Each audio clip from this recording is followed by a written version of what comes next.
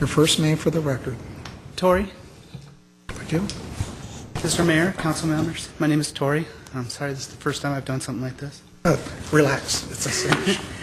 I have come here today to speak on behalf of those hurt by Mr. Sinanyan's online comments, but more importantly about the significance of the diversity in Glendale. I have been a resident of Glendale for over 4 years. I am a Marine Corps Special Ops disabled veteran, a civil servant, a single parent of 2 children, and a proud member of the LGBT community as a transgender woman.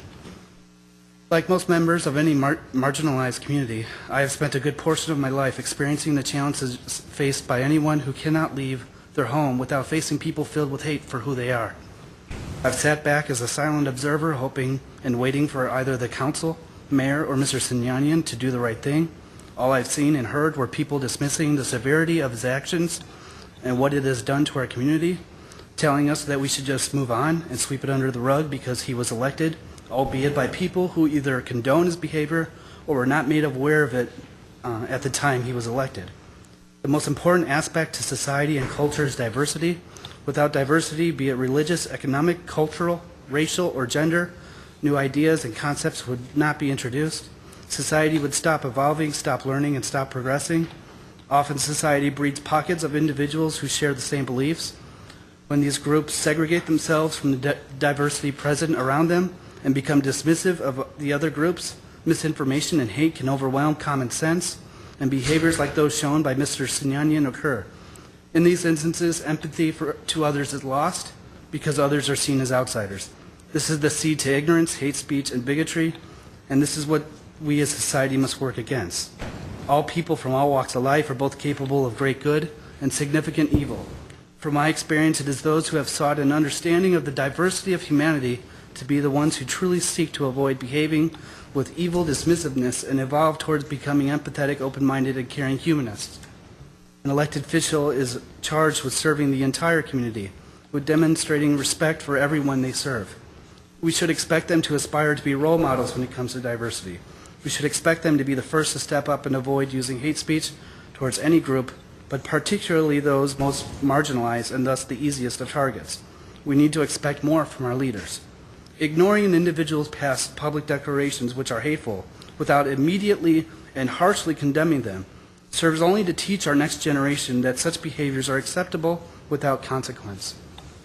Mr. Sinanyan, you recently admitted being the author of some vile online postings, but it was a self-gratifying explanation, particularly given that our own mayor and others seem to praise you for coming clean, as if somehow dismissed entirely just how vile and hurtful what you wrote had been. Your actions would lead to the firing of any Glendale employee per the city code of ethics. Why you are held to a lower standard of conduct than any other civil servant? What precedent is set by you remaining in office? What message is the council giving to the Muslim, Latino, Turkish, and LGBT communities about what the consequences are when a public servant fails to make sincere efforts to evolve away from a divisive mindset? Mr. Sinanyan, I ask you to consider what steps you could now be taken to heal the schism your words have caused within our community. You speak of the good intentions you have for our future as a community, but actions speak louder. How do you think your past actions reflect on your stated intentions to better our community? You are the source of a great strife in our community today, and have shown little sincere willingness to heal that rift.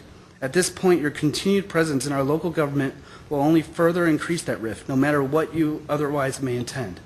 I have plenty of faults. I've made many mistakes in my life.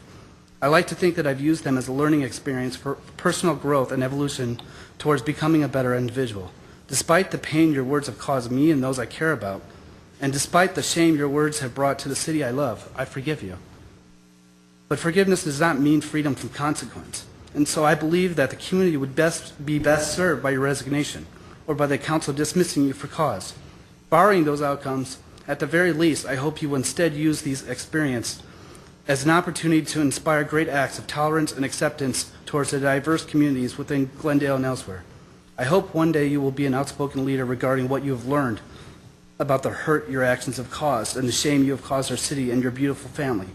I hope this humbles you, and that this ends up being a lesson to anyone who might be tempted to replicate your actions, to think twice before doing so.